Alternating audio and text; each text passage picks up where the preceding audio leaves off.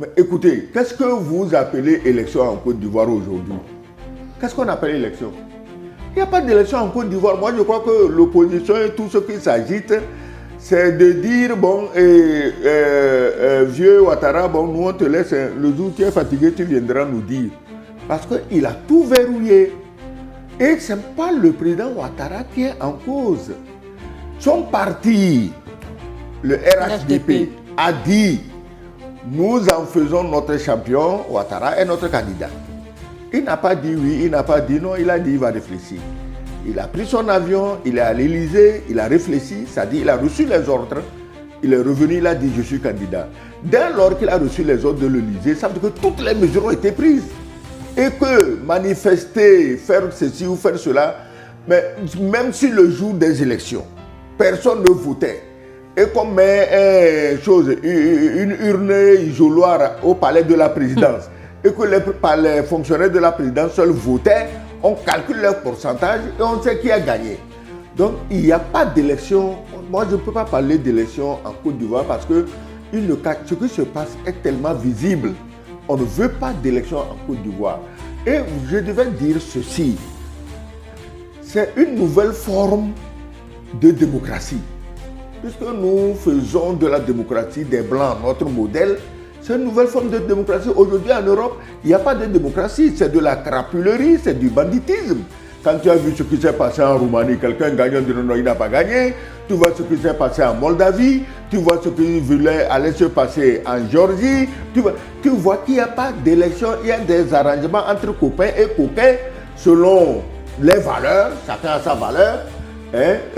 Actuellement, Orban a des problèmes en Hongrie parce qu'il ne laisse pas marcher, défiler les LGBT, il ne laisse pas dire que les petits-enfants, il n'encourage pas la pédophilie.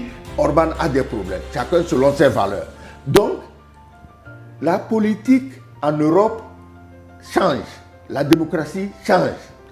Et dans ces pays-là, on s'en fout de candidats multiples ou non. On s'arrange pour que celui que Bruxelles aime gagne. C'est la même chose qu'on a transposé dans nos pays. En Côte d'Ivoire, on s'arrange pour que l'homme de Paris gagne. Je vous l'ai dit ici plus d'une fois. Le problème de la Côte d'Ivoire, si les gens voulaient le pouvoir en Côte d'Ivoire pour gérer ce très beau pays qu'est la Côte d'Ivoire, nous tous, on soutiendra à bras ouverts. Mais aujourd'hui, les gens cherchent le pouvoir en Côte d'Ivoire pour agir comme des chevaux de Troie contre les pays souverainistes du Sahel. Voilà là où ça blesse. Et voilà là où ça compte. Pardon, et je vous avais dit ici, celui qui va s'engager fermement à foutre le bordel dans le Sahel sera soutenu vaille que vaille pour devenir président de la Côte d'Ivoire. C'est ça qui est en train d'arriver devant vous. Il y a des questions qu'on ne doit même plus se poser. Vous parlez d'une nouvelle forme de démocratie, mais on observe beaucoup de micmac quand même. Oui.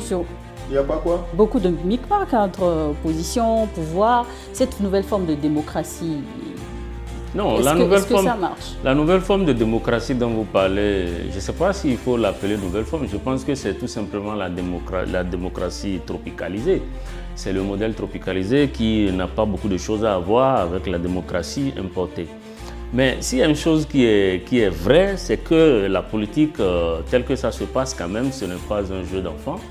Tout est mis à contribution pour baliser la voie et pour s'organiser de manière à remporter les élections par ceux qui sont au pouvoir. Et vous savez, aujourd'hui, avant, ce qui se passait en Afrique, c'est que on laisse les gens aller, on tripatouille les élections, ça crée des difficultés et puis après, ça finit à la Cour pénale internationale. Mais aujourd'hui, ce qui se passe, ça dit que c'est une nouvelle manière de faire. Il est plus facile d'exclure des candidats dérangeants qui ont la possibilité, les moyens, la capacité de gagner les élections. C'est une nouvelle stratégie. Mais bien sûr, c'est une nouvelle stratégie. Il est plus facile de les exclure, c'est plus facile de gérer cette exclusion avant les élections. Maintenant, quand il y a élection et que, par exemple, si vous prenez au Bénin aujourd'hui, ce qui se passe, c'est qu'on va assister à quoi? À une élection.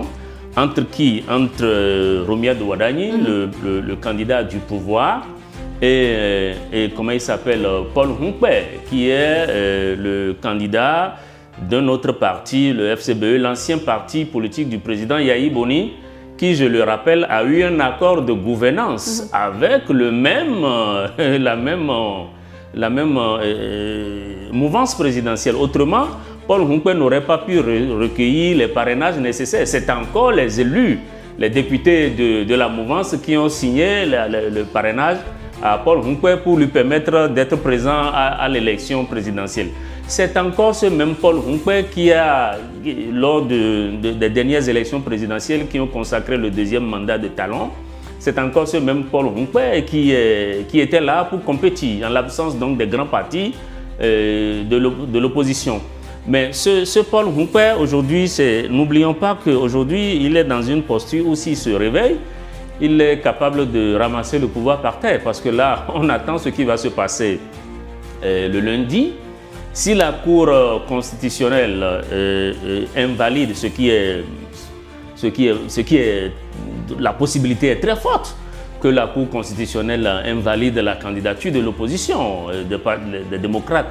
Bon, maintenant, est-ce que l'opposition politique au Bénin va adopter le modèle ivoirien qui consiste à contester, à rendre le pays presque ingouvernable?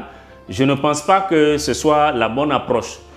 Puisqu'il y a un autre candidat qui est en liste, peut-être qu'il faut dealer avec lui s'il a le courage de prendre conscience de ce qu'il est, parce qu'aujourd'hui, si la Cour invalide la candidature des démocrates, je pense que ça fait partie des schémas qui restent aux démocrates.